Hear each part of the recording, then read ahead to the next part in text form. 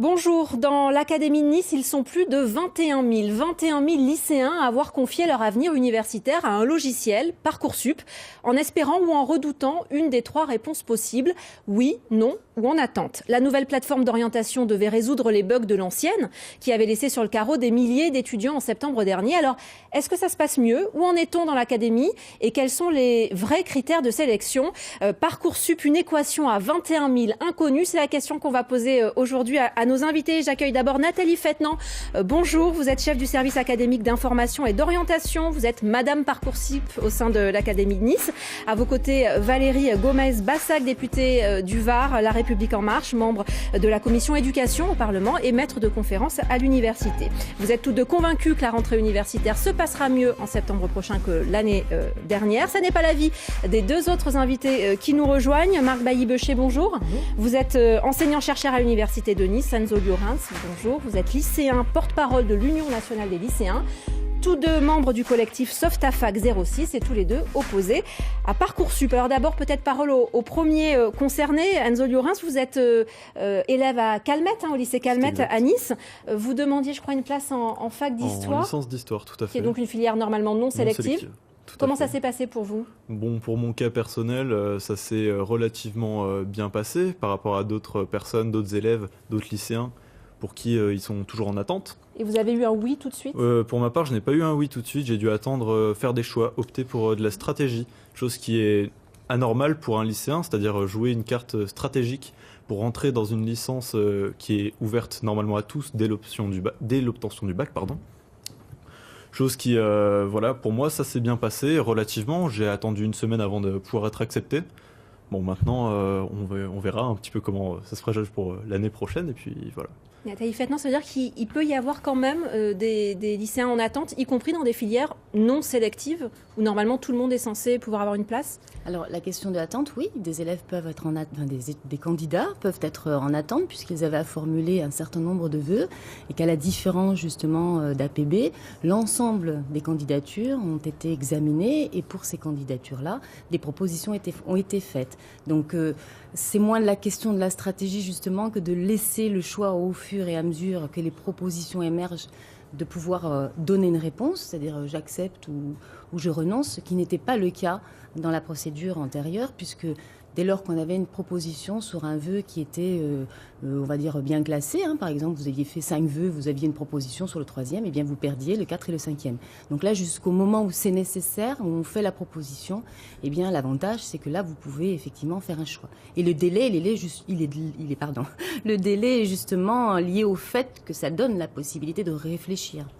Alors justement, la question qu'on va essayer de se poser aujourd'hui, c'est est-ce que c'est mieux que l'année dernière? Est-ce que Parcoursup, c'est mieux qu'APB? Je voudrais qu'on regarde une infographie ensemble.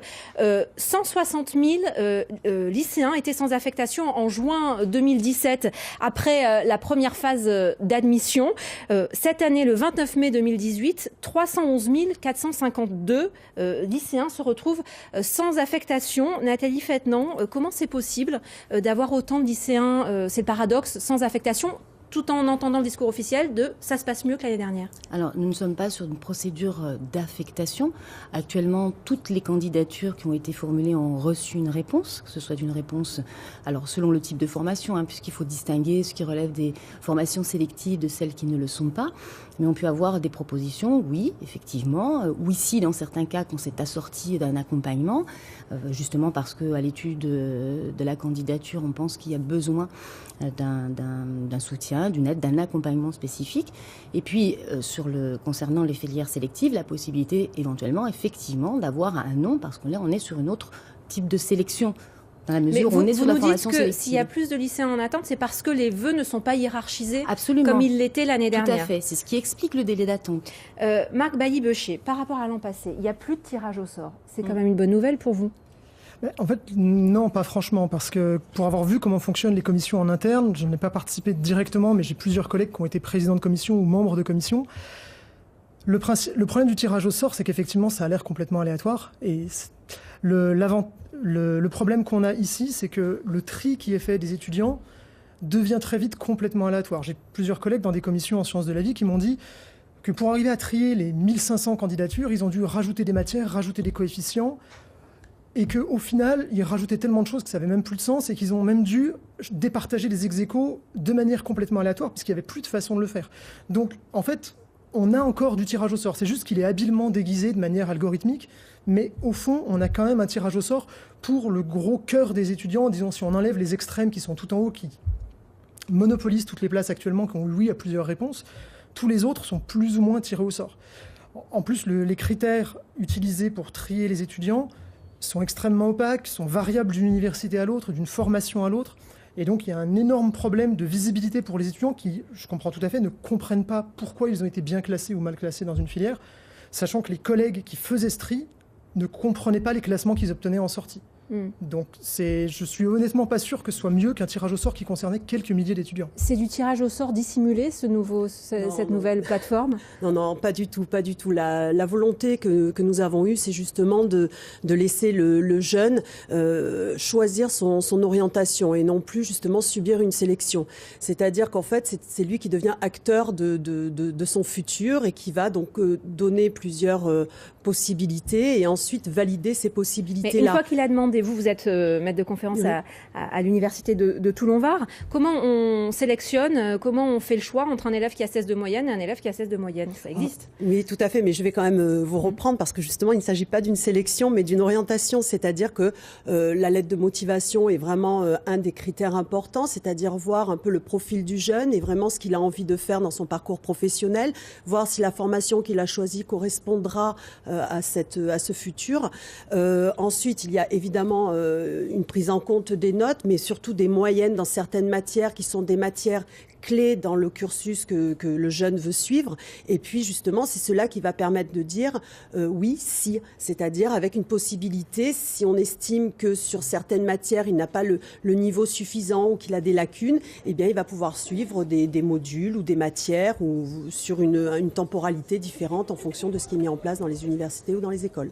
Si vous me permettre, ça c'est une très belle théorie, mais dans la pratique, à l'université, en biologie, à Nice, 1500 dossiers, les lettres de motivation n'ont pas été lues. Il n'y avait pas le temps matériel de lire et d'évaluer quantitativement les 1500 lettres de motivation.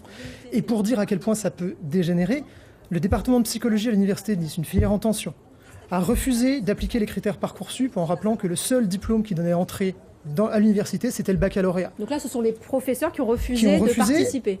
Et qui ont appliqué la loi en disant « nous classons tout le monde premier ex aequo ». Le problème, c'est que la loi le permet, mais Parcoursup, l'algorithme, ne le permet pas. Donc, l'université a demandé à 2 professeurs de langue de paramétrer l'algorithme pour classer les étudiants candidats en psychologie. On a une filière en tension, on a 3000 dossiers qui ont été classés par des gens qui ne sont même pas les enseignants qu'ils auront l'an prochain. Ça peut se passer comme ça ? Alors, la mise en place des commissions, parce que l'objectif, c'était bien, comme le rappelait madame, d'abord parce que Parcoursup, ça n'est pas simplement une plateforme qui est censée gérer les demandes et les places et l'offre. La question, c'est la préparation de l'orientation. L'année dernière, ce qui avait quand même été reproché à APB, c'est l'absence d'humain. Vous avez dit en introduction de votre émission, confier son avenir à la plateforme. Non, l'avenir n'était pas confié à la plateforme, mais tout le travail préparatoire. Et ça, je pense que c'est vraiment la plus-value de la mise en place de Parcoursup. C'est la volonté de donner des éléments d'information pour éclairer les choix, parce qu'il faut quand même bien reconnaître que c'est pas évident dans l'ensemble de l'offre de formation de repérer par rapport à ses propres intérêts ou par rapport à voilà. Donc l'idée, c'était quand même de donner une information à la fois exhaustive et suffisamment complète pour permettre à l'élève de formuler ses vœux. La mise en place dans les établissements de 2 professeurs principaux, justement avec l'objectif d'accompagner cet élève à formuler des choix qui soient en cohérence avec ce qu'il avait envie de faire et de l'amener à prendre connaissance des éléments. L'université, et ça s'est fait au niveau du cadrage national, il y a eu des attendus par formation pour dire, voilà, on attend dans cette formation un certain nombre d'éléments, de connaissances. On dit par exemple notamment que les lettres de motivation, les professeurs n'avaient pas forcément le temps de les lire. Là, on voit que parfois les sélections, elles se sont faites un peu à marche forcée. Alors le mot sélection ne vous plaît pas, mais les admissions se sont faites à marche forcée. Est-ce que, en remettant de l'humain, on n'a pas remis aussi du coup un peu plus d'inégalité ? Alors, moi, de mon point de vue, si la volonté était de remettre de l'humain, parce que c'était une demande, je veux dire, suite à l'expérience d'APB, c'est ce qui a été fait quand même comme reproche, c'était que c'était déshumanisé. Donc, réintroduire de l'humain en amont pour pouvoir mieux préparer ses choix et réintroduire de l'humain en aval pour que des commissions avec avec des enseignants qui connaissent le travail et qui connaissent les attendus, c'est quand même la meilleure façon de pouvoir non pas sélectionner, mais je rappelle plutôt de classer, ce qui est quand même un petit peu différent, puisque dans la mesure où l'université sur les licences non sélectives était amenée à classer et non pas à trier. Je pense que c'est quand même important. Alors, parce que je vous avoue qu'on a du mal à comprendre les nuances. Vous sélectionnez pas, mais à la fin, il y a quand même un nombre de places limité. Donc certains ne seront pas pris, y compris dans les filières non sélectives. La différence du classement, c'est quand même de dire à un candidat, au regard de l'ensemble des éléments de ton dossier, alors il y a des éléments scolaires, mais pas que. Il y a la lettre de motivation, certes, pour les lycéens, il y avait la fiche à venir, dans laquelle il y avait également l'appréciation des équipes pédagogiques d'origine, donc qui permet à la fois d'éclairer et qui permet aussi de mesurer, j'allais dire, entre le profil de l'élève et les attendus, la cohérence ou au contraire parfois les incohérences. C'est sur la base de ces éléments que les équipes, dans le cadre des commissions, avaient à examiner ces éléments-là. Enzo Llorens, vous vous êtes senti accompagné justement? Est-ce que vous avez senti ce facteur humain qui n'existait pas l'année dernière? Pas. Moi je pense que justement ce facteur humain dont vous parlez, je pense que vous pensez que c'est le travail des professeurs justement d'accompagner les élèves. Mais le rôle d'un professeur, ce n'est pas justement de travailler sur l'orientation. Aujourd'hui, nous, dans nos revendications, on demande à ce qu'on crée un réel service public bien avec un financement adéquat pour l'orientation. Or, c'est pas au travail du professeur. Le professeur, il doit finir un programme, il doit apprendre des tas de choses à des lycéens qui, avec Parcoursup, je tiens quand même à le rappeler, sont stressés avant leurs propres épreuves de bac. Il y a aujourd'hui des élèves qui vont, dans 15 jours, passer leurs examens et qui ne savent pas où ils vont aller l'an prochain. Je pense qu'aujourd'hui, il faut avoir conscience que la plupart des lycéens qui sont dans le doute ne vont pas passer des examens convenablement. Alors moi, la question que je vais vous poser, j'espère que vous pourrez y répondre clairement, c'est comment vous allez appréhender le fait qu'il y ait des parents d'élèves, qu'il y ait des élèves, des familles qui ne sachent pas où leurs enfants vont aller, tout en sachant que aujourd'hui, le vendredi, en l'occurrence, les dates d'inscription pour les bourses au logement sont terminées. Des personnes qui ont candidaté pour d'autres villes, comment elles vont faire si elles n'ont pas les moyens aujourd'hui, s'ils ne peuvent pas prétendre à une bourse car elles n'ont pas de choix valide? Comment elles peuvent prétendre à aller par exemple à Orléans? Comment elles peuvent prétendre à aller à Lille si elles n'ont pas de réponse à leurs vœux?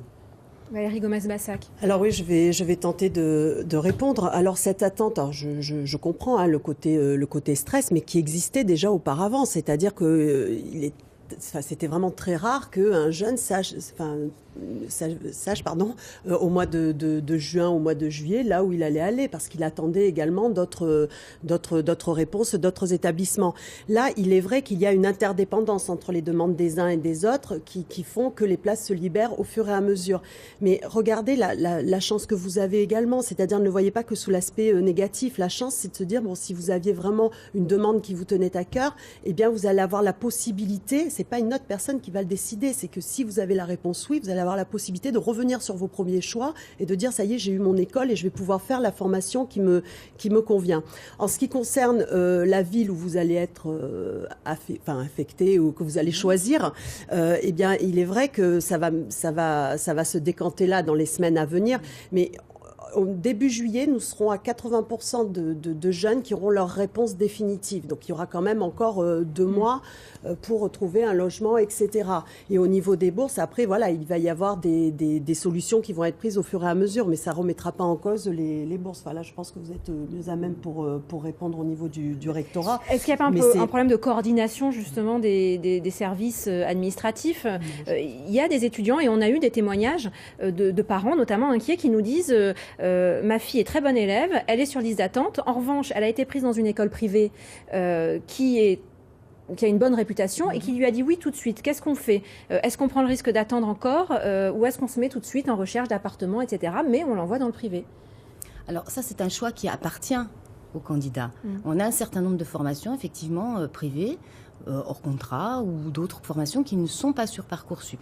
Donc, dès lors qu'un candidat a une réponse positive, et c'est quand même le message qui est envoyé également aux établissements privés, de ne pas pénaliser, donc de tenir compte du calendrier de Parcoursup pour finaliser. C'est pas leur intérêt. C'est pas leur intérêt. L'an passé, de nombreuses écoles privées avaient vu comme une aubaine les bugs d'APB, c'est-à-dire que ça leur permettait de recruter des étudiants sans affectation. C'est pas forcément dans l'intérêt des écoles privées d'attendre que ça se passe bien dans le public. Non, mais les établissements privés auront aussi intérêt, parce que l'inverse peut être vrai, c'est-à-dire que dès lors qu'il peut y avoir une réponse d'un candidat qui, malgré tout, est en attente sur une autre formation, qu'il espère davantage, parce que dans la mesure où il n'y a plus de hiérarchisation des vœux, effectivement, ils peuvent se retrouver à un moment donné avec des propositions, et la responsabilité du choix lui appartient. En revanche, la question des établissements privés, et là je pense qu'il y a une responsabilité collective, c'est que tout le monde joue le jeu du calendrier, ça c'est certain. Alors, vous parlez de responsabilité collective pour des établissements privés dont le seul intérêt est d'attirer et de faire payer des étudiants. Parcoursup a été créé pour générer d'immenses files d'attente, et les étudiants qui tous les matins se connectent et voient qu'ils sont toujours en attente partout, moi j'ai vu plusieurs étudiants, je les ai rencontrés, qui m'ont dit on m'a accepté là, ou on m'a accepté, j'ai un seul oui dans une filière qui était mon dernier choix, mais je vais accepter parce que je supporte plus l'idée que tous les matins on me dise vous n'êtes pas assez bon pour la filière que vous désirez. C'est pas grave. La personne va accepter. Non, que la personne accepte, ce n'est pas grave parce que après, il y a 15 000 étudiants, 15 000 lycéens aujourd'hui qui ont quitté le système de Parcoursup. Alors, mais comment vous allez expliquer justement à ces élèves, comment vous allez les orienter? Alors, je continue, mais je vais vous répondre également. Donc, c'est pas grave que la personne est acceptée parce que, donc, je reprends vraiment ces termes, parce que cela n'empêchera pas qu'elle puisse accepter ensuite vraiment le choix qu'elle attendait. Ça, c'est la première chose. Ensuite, en juin. C'est techniquement possible, mais ça peut être très très tard, ça. Il faut qu'elle garde le moral jusqu'à fin août, quoi. Il faut qu'elle garde surtout son acceptation initiale, ça c'est clair. Oui, si j'ai un conseil à donner. On parle d'inciter les étudiants à aller à un endroit qui n'était pas leur premier choix. Puisque les vœux ne sont pas hiérarchisés, justement. Eh bien, ça sera son choix. Donc, on ne les incite pas du tout. Je dis simplement par prudence, il vaut mieux garder la filière. C'est un choix au départ qui a été fait par le lycéen. Donc, avec évidemment une hiérarchisation personnelle, on va dire, ce qui est tout à fait normal. La personne est acceptée, vous avez dit, en droit. Donc, par prudence, il vaut mieux accepter. Donc, on accepte ce choix et on a d'autres propositions qui vont donc, au fur et à mesure du temps, se libérer. Donc après, une fois, il faut une honnêteté aussi de la personne, c'est-à-dire que dès lors que son choix principal, là où la personne voulait aller, se libère, il faut accepter et libérer les autres, de façon à ne pas encombrer le système. Ça, c'est certain. Il ne faut pas oublier non plus qu'en fin juin, il y aura d'autres places mises sur Parcoursup, c'est-à-dire que toutes les places qui n'ont pas été choisies, plus les résultats du bac qui vont libérer également, malheureusement, parce que des lycéens vont rater le bac, c'est toutes des places qui vont encore se libérer au fil du temps. Mais encore une fois, avec APB, vous le savez comme moi, nous sommes maîtres de conférence, les problématiques étaient bien pires. Non, largement moins pires. Il y avait des problèmes avec APB, mais ils étaient largement moins pires que ça. La problématique principale d'APB était le tirage au sort, et le tirage au sort, à quoi est-il lié? Il est lié au fait qu'il y a des filières en tension et que plutôt que de payer pour l'État, d'investir dans ces filières, de recruter les enseignants, les salles, de donner l'argent qui nécessaire pour quelques milliers d'étudiants, on ne parle pas de quantité astronomique d'argent, il a été préféré laisser tomber APB et dépenser une somme folle pour inventer Parcoursup. Pourquoi? Quel est l'intérêt? L'intérêt, c'est que ça permettait d'instaurer de la sélection au passage, alors qu'instaurer de la sélection sur APB, c'était vraiment pas possible. On ne souhaitait plus soumettre le destin d'un jeune à un algorithme. Voilà, c'est pour la fin d'APB. Vous le faites exactement. Non, je ne pense pas. Et je suis informaticien, je sais très bien, vous faites exactement ça. Juste pour terminer, la volonté à travers Parcoursup, c'était justement de favoriser ce choix et cette liberté de choix. Et je crois qu'en fait, nous sommes trop transparents. C'est-à-dire le fait que nous disions bien les conditions qu'il faut, les caractères qu'il faut, de bien remplir les étapes de Parcoursup, on a rendu les choses complètement transparentes. Et finalement, il y a presque un sentiment que ça se retourne contre nous. Alors justement, on va essayer de s'intéresser aux critères d'admission, de sélection. On ne vous mettra pas d'accord autour de cette table à propos du mot. Ces derniers jours, un blocage un lycée de Seine-Saint-Denis a été bloqué, les élèves dénonçant une différence de traitement entre les établissements de banlieue et les établissements parisiens. La réputation du lycée est-elle un critère de recrutement? On a posé la question à la ministre de l'Enseignement supérieur, ancienne présidente de l'Université de Nice, en visite jeudi à Marseille pour installer la commission chargée de gérer les cas de situation d'élèves sans affectation. Je vous propose d'écouter sa réponse. Nous sommes en capacité aujourd'hui de beaucoup mieux accompagner les jeunes qui le souhaitent vers l'enseignement supérieur, et ça, quel que soit leur milieu social, et évidemment c'est très important. Donc ces polémiques qui commencent à se développer sur dans tel lycée, tant de pourcents en plus, tant de pourcents en moins, elles ne sont pas à l'ordre du jour. Vous l'avez vu, tout le monde est au travail pour que l'ensemble des lycéens aient des propositions qui leur conviennent, qui leur correspondent, qui les aident à réussir. Nathalie Fettenant, la réputation du lycée, est-ce que ça peut être un critère dans l'évaluation des candidatures par les différentes formations ? Ça n'est pas un critère de Parcoursup.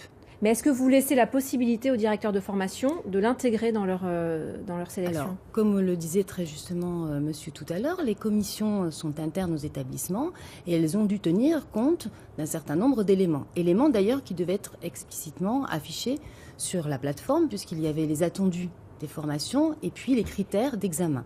Donc, les établissements, dans le cadre de cette commission, ont examiné les candidatures au regard des critères et des critères retenus pour l'examen des dossiers affichés dans Parcoursup. C'est ce qui s'est passé à l'Université de Nice ? Dans les commissions que j'ai pu voir, il faut bien mesurer le truc, c'est qu'on parle de critères, il y a des critères très génériques qui ont été donnés, comme compétences en mathématiques, biologie. La question, c'est derrière, quand vous faites le classement, quel poids vous donnez exactement aux mathématiques, à la biologie, en fonction des filières. Et le gros problème que m'ont fait remonter tous les collègues dans les commissions, c'est la possibilité pour un dossier, qui par ailleurs n'est pas anonyme, donc on voit les noms des étudiants, donc toutes les dérives possibles, je ne sais pas si elles ont lieu, mais malheureusement elles sont possibles. Et donc on peut ajouter une note arbitraire affectée d'un coefficient arbitraire. Le résumé d'un collègue était, en gros, si tu veux mettre un élève premier, tu mets 20 avec un coef 10 et il est premier quelles que soient ses autres notes. Et si au contraire tu veux en plomber un autre, tu le fais. Et c'est pour ça que ce collègue a démissionné de la commission quand il s'est rendu compte qu'il avait cette possibilité-là, parce qu'il ne voulait pas avoir à justifier de ça devant des élèves qui pourraient venir lui dire « mais pourquoi est-ce que j'ai été mal classé ou bien classé ?» Enzo Lorenz, dans les témoignages de lycéens que vous recueillez, est-ce que cette donnée-là du lycée d'origine, elle vous remonte ? Est-ce que vous avez, dans les témoignages que vous recevez, des lycéens qui ont l'impression d'avoir été lésés parce qu'ils venaient de lycées moins bien cotés que d'autres ? Écoutez, moi je pense que tout d'abord, le système de Parcoursup met en place ce qu'on appelle un tri social. Il faut être clair avec les mots. On n'a qu'à regarder justement le nombre de personnes qui ont été acceptées en banlieue parisienne. Aujourd'hui, on a des lycées quand même dans la banlieue parisienne où 0% des élèves ont eu une réponse positive. Ils sont soit refusés, soit sur liste d'attente. À Nice, heureusement, ce n'est pas le cas. Il y a quand même pas mal d'élèves qui sont sur des listes d'attente, qui sont aujourd'hui dans le doute, je le rappelle, avant les épreuves du bac, avec la polémique du WICI qui, à Nice, apparemment, faute de budget, ne pourra pas être mise en œuvre, mais bon, apparemment, ça se décide là-dessus. C'est quand même, je trouve, ça reste un problème pour aujourd'hui le lycéen de se dire, ça reste un problème pour le lycéen aujourd'hui de savoir où il va aller, tout en sachant que potentiellement avec son lycée d'origine, on pense à des lycées populaires comme le lycée Apollinaire à Nice, qui n'a pas forcément une réputation très élitiste, à contrario. Mais les étudiants sont recalés parce qu'ils ont de moins bonnes notes ou parce qu'ils viennent d'un lycée moins bien coté, Nathalie Fettenant ? C'est votre question. Je pense qu'il y a les deux. Après, Et c'est tout le problème. On demande aux enseignants-chercheurs de juger sur la base des notes alors qu'on ne sait même pas si ces notes... Est-ce que ça a un sens de comparer un 12 dans un lycée à un 11 dans un autre ? On va faire des moyennes à 3 décimales après la virgule, classer les gens. Non, mais dans ce cas-là, vous remettez en compte y compris le contrôle continu. Mais c'est un énorme problème, le fait qu'on se dirige vers de plus en plus de contrôle continu qui va servir à l'orientation. Parcoursup, couplé à la réforme du bac et à l'augmentation en puissance du contrôle continu, ça revient de facto à créer des lycées où les notes seront bonnes, où les lycées auront bonne réputation, qui pourront aller vers les bonnes universités, et de mauvais lycées où les gens iront vers de mauvaises universités. On ne peut pas échapper à cette segmentation, c'est un des gros problèmes. Les deux problèmes de Parcoursup, c'est opacité, on ne connaît pas les critères, et hétérogénéité, chacun peut avoir les critères de son choix qui jugent les lycées de son choix. Il faut revenir au baccalauréat comme seule porte d'entrée dans l'enseignement supérieur. Je crois qu'on ne peut pas laisser dire qu'il y a de l'opacité, parce que précisément...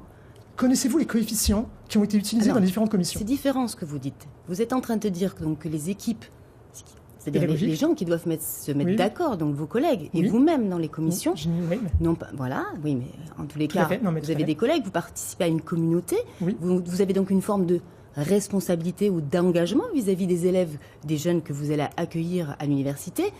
Quand vous organisez vos propres évaluations dans le cadre de vos enseignements, vous avez également des critères. Vous êtes aussi capable de dire si un élève a des difficultés dans telle matière, qu'est-ce que vous pourriez faire pour améliorer, pour l'aider ou pour soutenir. Donc vous avez bien une expertise pédagogique qui permet de dire à un moment donné, ce jeune-là, il a demandé ma formation en licence. De toute façon, pour moi, la question ne se pose pas puisqu'ils sont tous classés.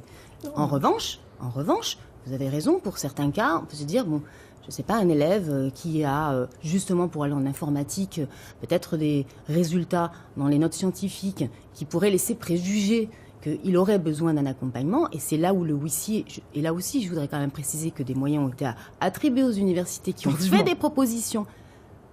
Elles ont fait des propositions, on est d'accord, à l'université de Nice. Oui, tout à fait, non, tout à fait. Voilà, C'était très tardif, à Toulon, pareil, donc on peut pas dire qu'il y a davantage d'opacité qu'OPB. Alors précisément, c'est vraiment l'inverse. On peut être pour, on peut être contre, mais là on peut pas admettre qu'il y ait de l'opacité. Et deuxièmement, et c'est là que c'est important sur votre question-là, en aucun cas, le critère géographique ou d'origine de l'établissement ne devrait intervenir. Parce que les éléments pris en compte sont bien les éléments de la scolarité. Et si vous interrogez la question d'un 15 dans un établissement, dans 15 dans autres, c'est la problématique de l'évaluation qu'il faut réinterroger. C'est autre chose. Et du reste, en termes de critères, on peut dire en tout cas avec certitude que des quotas pour les boursiers ont été instaurés. Je voudrais quand même qu'on essaie de conclure, Valérie Gomez-Bassac. Est-ce que vous êtes d'accord pour dire que vous avez tenté de faire mieux que l'an passé, mais qu'il reste encore bien mais peut mieux faire? Le timing n'est pas forcément idéal. Les listes d'attente, c'est vrai que c'est une vraie source d'angoisse pour les lycéens. Alors, je pense vraiment que Parcoursup va répondre à la demande et à l'attente qui a été faite. En ce qui concerne ce qui est mis en place dans les universités ou dans les établissements au niveau des commissions, moi j'ai entièrement confiance en mes collègues, en leur indépendance et en leur critères de choix, et pour orienter, encore une fois, et non pas pour sélectionner. Donc déjà, je ne remets pas du tout en cause ni en doute mes collègues. En ce qui concerne les adaptations, il y en aura sans doute, peut-être, et il faut l'accepter. Mais en tout cas, je m'attends à une rentrée sereine et qui se passe dans de bonnes conditions. Et encore une fois, n'oublions pas que Parcoursup a été mis en place en consultant tous les acteurs, c'est-à-dire universitaires, des écoles privées, des politiques, des administratifs. Donc, en tant que parlementaire, j'ai également participé à des auditions, puisque je suis dans cette commission, et on a auditionné tout le monde. Donc, c'est quand même le résultat d'un consensus. Et c'est ça que je souhaitais vous dire. On fera le bilan évidemment en septembre. Merci à tous les quatre d'avoir participé à cette émission. Enzo Llorens, bonne chance pour votre bac. Il vous faudra quand même pour accéder à la fac d'histoire. On vous libère pour les révisions. Merci à vous de nous avoir suivis. Tout de suite, le flash d'infos régional et le débat politique se poursuit sur France 3. À bientôt.